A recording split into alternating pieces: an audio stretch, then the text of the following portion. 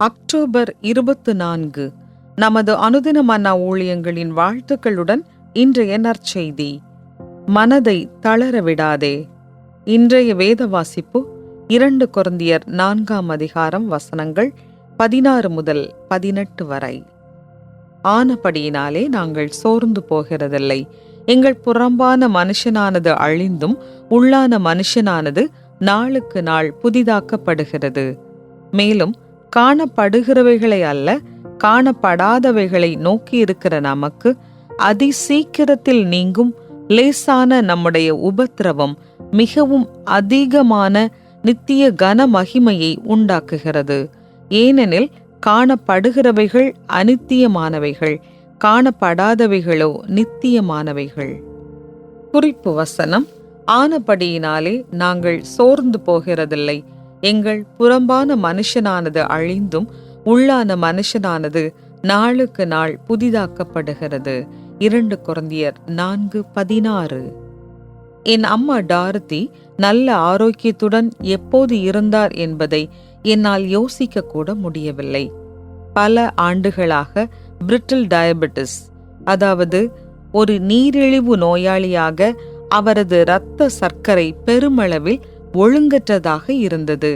சிக்கல்கள் உருவாகி அவரது சேதமடைந்த சிறுநீரகங்களுக்கு நிரந்தர டயாலிசிஸ் தேவைப்பட்டது.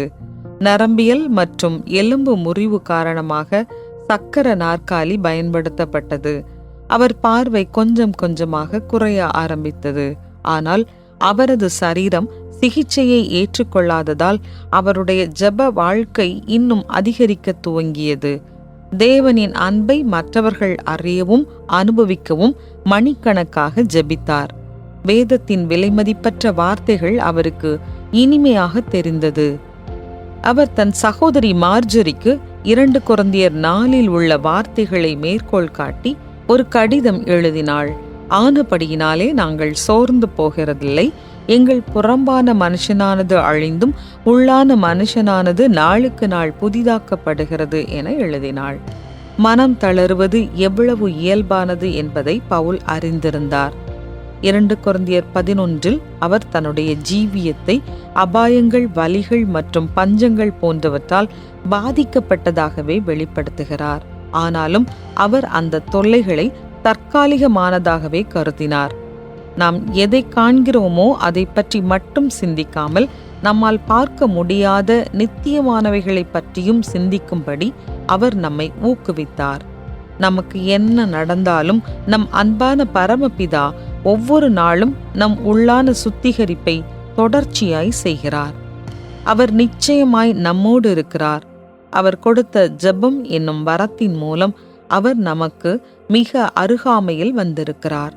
மேலும் அவர் நம்மை பலப்படுத்தி நம்பிக்கையையும் மகிழ்ச்சியையும் தருவதாக அவர் அளித்த வாக்குறுதிகள் மெய்யானவைகள்.